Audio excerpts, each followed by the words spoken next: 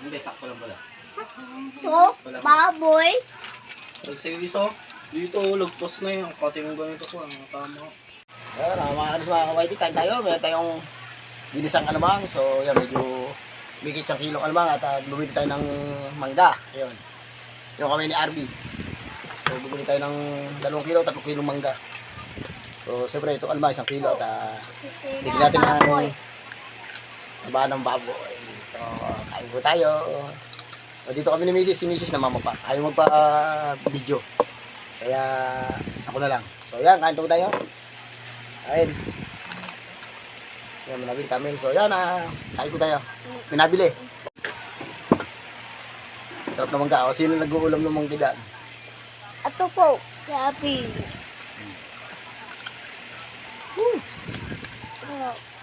Sarap. Alamang.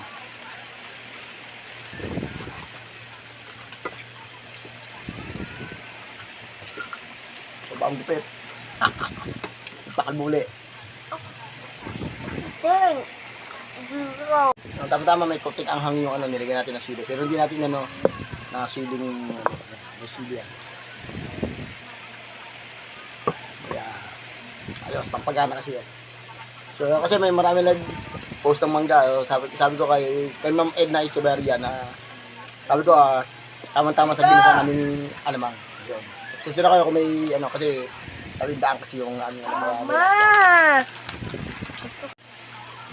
Mamaya, papapakin naman natin habang nanonood tayo TV. Marami naman to, oh.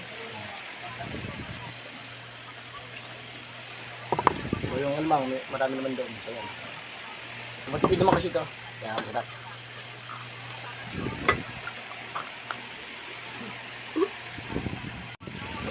Sarap.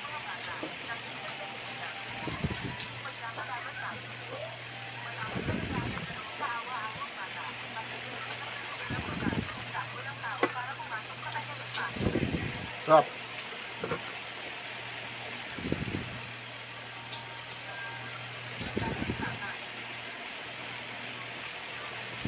Alright, try nyo yung ating mga simpleng recipe yan.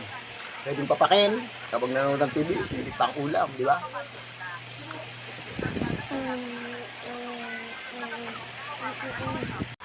Kaya tapos na kumain, maraming salamat sa panonood ng aking mga video. So hanggang dito na yung aking video. Bye!